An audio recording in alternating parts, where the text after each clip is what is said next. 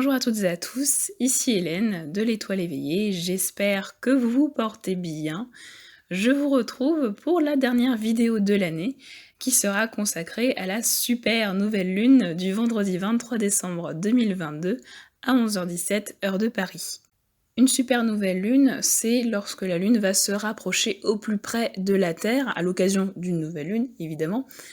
Donc à rappeler qu'elle ne sera pas visible, Mais par contre, ces effets seront un peu plus forts qu'une nouvelle lune dite classique. De toute façon, en astrologie, ça va toujours se caractériser par une conjonction exacte de la lune et du soleil sur le même degré. Ici, à 1 degré dans le signe du Capricorne, nous avons donc une nouvelle lune en Capricorne. On va donc s'intéresser à ce fameux signe du Capricorne. Alors le Capricorne, c'est un signe de terre à mode cardinal. Cardinal, ça veut dire qu'il va débuter une saison, ici l'hiver, évidemment, et il est gouverné par la planète Saturne. Dans les bons côtés, le Capricorne, c'est un être responsable, sur lequel on peut compter, qui est sérieux, droit dans ses bottes, qui va avoir un esprit assez pragmatique, comme tout bon signe de terre. Il a aussi un côté très structuré, organisé, il sait ce qu'il a à faire. Il est en général de nature assez patiente, très consciencieuse aussi. C'est évidemment aussi un signe qui va beaucoup respecter les règles et les lois, qui va incarner cette maturité, cette sagesse. Mais dans les autres bons côtés, il y a cet aspect très combatif, très tenace, voire même résistant, j'allais dire, à l'épreuve. C'est vraiment un bosseur, le Capricorne. C'est pas pour rien que la maison qui le représente, c'est quand même la maison 10. La maison, donc le domaine professionnel du travail, de la carrière. C'est pas pour rien. C'est aussi le signe qui va incarner la maturité émotionnelle. Dans les moins bons côtés, par contre, il peut faire preuve d'une certaine froideur. Il est impassible, c'est-à-dire qu'il n'y a vraiment aucune émotion qui passe, qui sort non plus d'ailleurs. C'est un signe qui peut être un peu fermé d'esprit, il peut avoir ce côté un peu rétrograde, si vous voulez, un peu passéiste, où il y a le côté très traditionnel qui peut prendre une place assez importante dans sa vie. Le côté honneur, si vous voulez, mais honneur vraiment dans le sens, voilà, c'est un peu marche ou crève, si vous voulez. Et c'est un signe aussi qui peut être un bourreau de travail, quoi, qui va se mettre beaucoup de pression, qui peut faire même des burn-out, on va dire, vraiment dans les côtés les plus sombres. C'est un signe qui peut avoir énormément d'ambition, mais vraiment quitte à écraser les autres, ça va pas lui poser de problème. C'est donc aussi un signe dans ses aspects les plus sombres qui peut avoir du mal avec le changement, la nouveauté, comme je vous l'ai dit, voilà, qui va avoir cet esprit un peu fermé, rétrograde.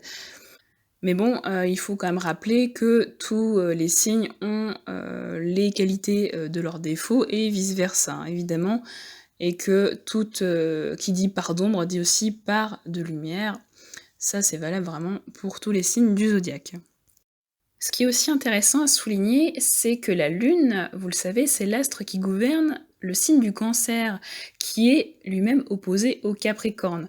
Donc, on va dire que la Lune ici est en exil.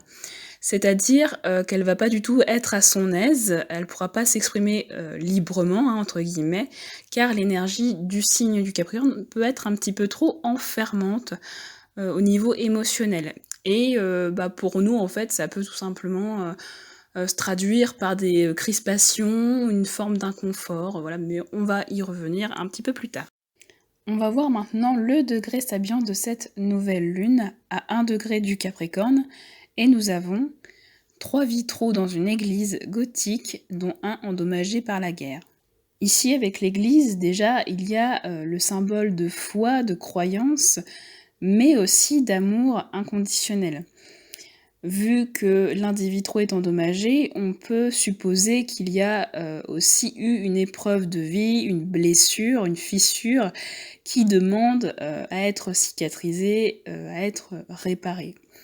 Et le tout, selon ce degré sabiant, ça va être de croire de nouveau et de s'accrocher vraiment à notre foi pour surmonter les obstacles.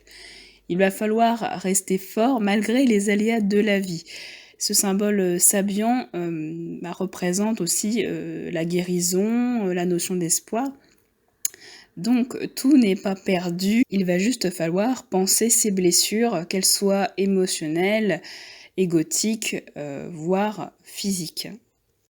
Cette super nouvelle lune sera très capricorne, entre guillemets. Alors déjà parce qu'évidemment elle se déroulera dans le signe du Capricorne, mais aussi parce que Mercure, Vénus et Pluton sont également positionnés dans ce signe. Donc il y aura des énergies de rigueur, de fermeté et de sérieux qui se feront sentir et qui pourront peut-être être ressenties comme lourdes, pesantes ou même enfermantes pour certains. Et ça, du coup, ça va forcément concerner les signes en carré, donc les béliers, les balances, et le signe opposé, le cancer. Il faudra donc regarder les choses en face et prendre ses propres responsabilités de manière juste pour soi et juste pour les autres, évidemment. En lien avec le degré sabian de cette super nouvelle lune, nous avons l'astéroïde Iji, conjoint à elle en Capricorne. Alors Iji, c'est la déesse grecque de la santé, de l'hygiène, comme son nom l'indique, mais aussi de la propreté. Et si elle nous parle de santé, elle nous parle également de bien-être, de prendre soin de soi, de son corps. Et Iji, comme vous le voyez, elle est représentée avec un serpent. Le serpent, c'est l'animal qui symbolise la guérison. Donc ici, la guérison va vraiment être au centre des préoccupations. À l'opposé, en Cancer, se trouve l'astéroïde Biénor. Biénor, dans la mythologie grecque, c'est un centaure qui a été notamment tué par Thésée.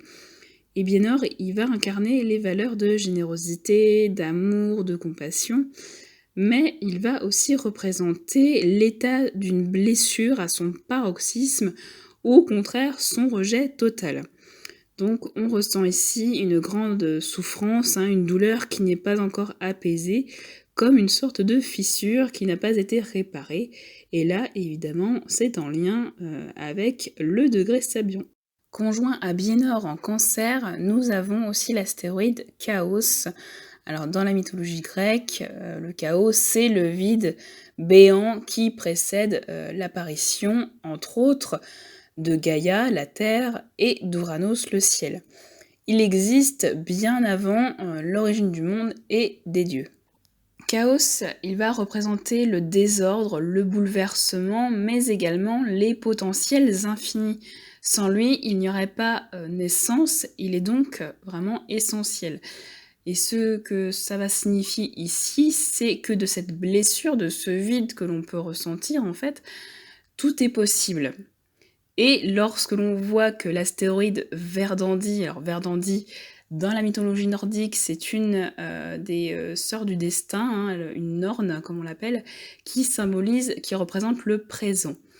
Et là, Verdandi, elle est vraiment conjointe à Chaos et à Biénor en Cancer. Donc le conseil qu'elle va nous apporter ici, pour justement apaiser cette blessure, qu'elle soit émotionnelle ou égotique, ce sera vraiment de se reconnecter pleinement à soi et à l'instant présent. Parce que finalement, le plus important, ce n'est pas ce qui s'est passé avant, ni ce qu'il se passera plus tard. C'est ce qu'il se passe maintenant, tout de suite, à l'instant T. En plus, en trigone à la super nouvelle lune et sextile à ce petit monde qui est en Cancer, il y a l'astéroïde Io qui est en Vierge. Io, c'est l'une des nombreuses amantes de Zeus, une simple mortelle, qu'il transforma en génisse pour la protéger justement de la jalousie de sa femme, Héra. Et Io, en fait, finira, après moultes épreuves, à trouver refuge définitivement en Égypte et à vivre une vie beaucoup plus paisible. D'ailleurs, elle est assimilée à la déesse Isis. Cet aspect avec l'astéroïde Io est vraiment très significatif parce que ça nous indique que la paix sera retrouvée malgré toutes les difficultés rencontrées sur son chemin. Et c'est sans compter sur Sapientia qui est conjoint à Iji et à la nouvelle lune en Capricorne, qui, lui symbolise la sagesse, le savoir et le discernement, hein, vraiment les valeurs du Capricorne. Avec, du coup, cette conjonction avec Sapientia, il y aura cette idée, pour certains en tout cas, de se confronter, voire de se reconfronter à une blessure, à quelque chose de souffrant que l'on pouvait croire derrière nous, pour enfin, vraiment conscientiser cette, peine, cette blessure et s'en libérer définitivement.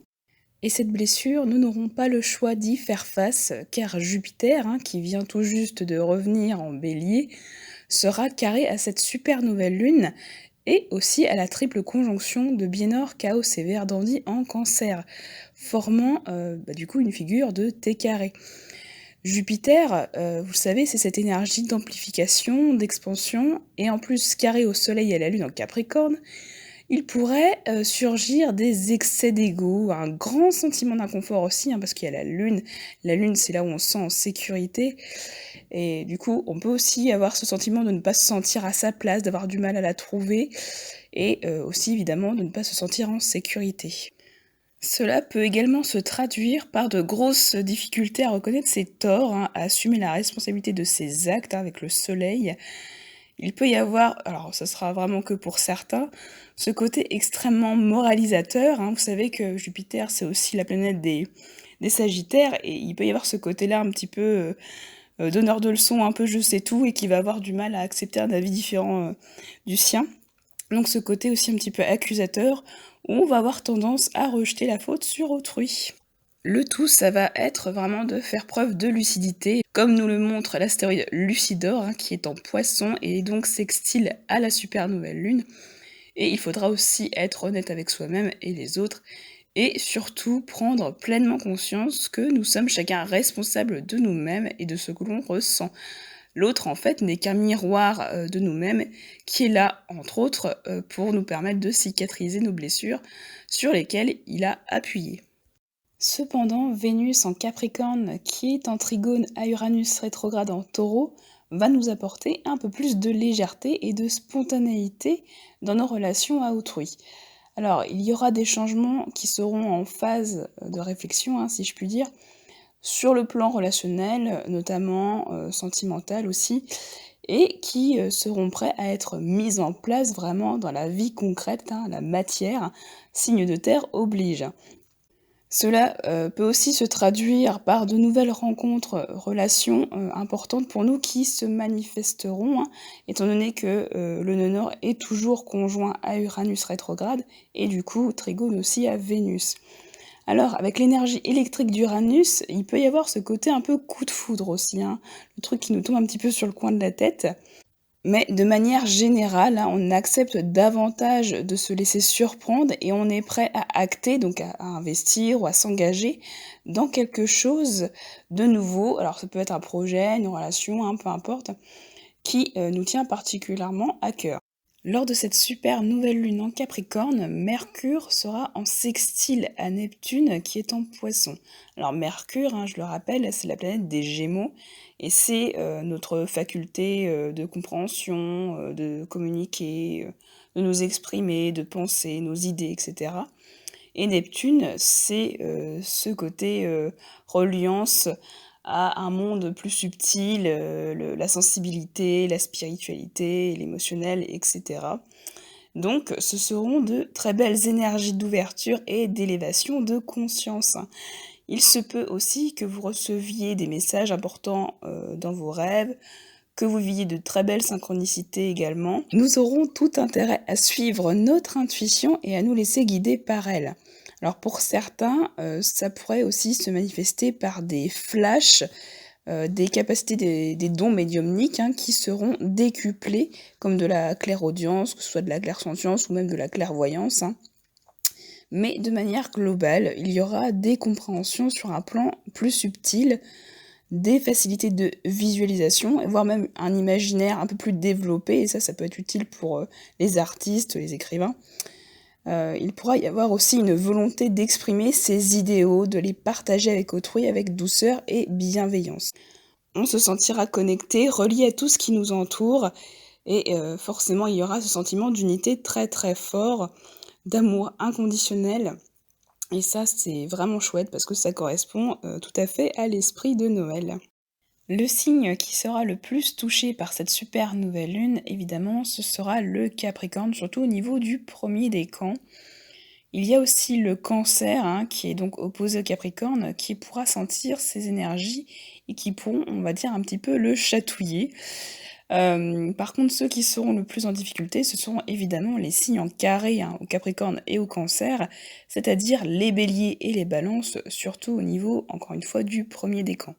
Les plus avantagés par contre, ce seront les 2 autres signes de terre, hein, qui sont trigones au Capricorne, c'est-à-dire les Taureaux et les Vierges, mais aussi les 2 autres signes d'eau qui sont aussi sextiles au Capricorne, les Scorpions et les Poissons, toujours pareil au niveau du premier décan. Et ça marche aussi si vous avez des planètes ou des axes qui sont, aux alentours du premier degré dans, ces signes que l'on vient de voir. Et si vous souhaitez voir quel domaine de votre vie sera le plus impacté, il suffit tout simplement de regarder dans votre thème natal à quel niveau le premier degré du Capricorne se trouve, dans quelle maison il est. Le conseil lors de cette super nouvelle lune en Capricorne, ce sera vraiment de prendre et d'assumer ses responsabilités. Cette blessure qui se réveillera sera à conscientiser et à cicatriser pleinement, et notamment en se reconnectant à soi et au moment présent. Reconnaître ses torts, c'est faire preuve de justesse, mais aussi être indulgent avec soi-même. Pour s'apaiser et avant même de pardonner aux autres, on se doit de nous pardonner à nous-mêmes. C'est vraiment un grand pas vers notre guérison. Lors de cette super nouvelle lune, l'amour et la foi nous accompagnera et nous guidera sur notre chemin d'éveil. C'est maintenant la fin de cette vidéo. Je vous remercie bien chaleureusement de l'avoir écoutée jusqu'au bout. Surtout que je suis enrhumée, donc je pense que ça a dû s'entendre un petit peu au niveau de ma voix. Voilà, donc surtout si cette vidéo vous a plu, n'hésitez pas à la liker, la commenter et ou à la partager, hein. Et si ce n'est déjà fait, évidemment, vous pouvez aussi vous abonner à ma chaîne pour ne rien louper des futures vidéos. Vous pouvez aussi me retrouver sur ma page Facebook à l'étoile-éveillée-astrologie ou par mail à l'étoile-éveillée@gmail.com. C'était Hélène de l'Étoile éveillée. Je vous souhaite de passer de très belles fêtes de fin d'année, profitez bien de ces moments-là et surtout n'oubliez pas, le plus important c'est de prendre bien soin de vous. À bientôt!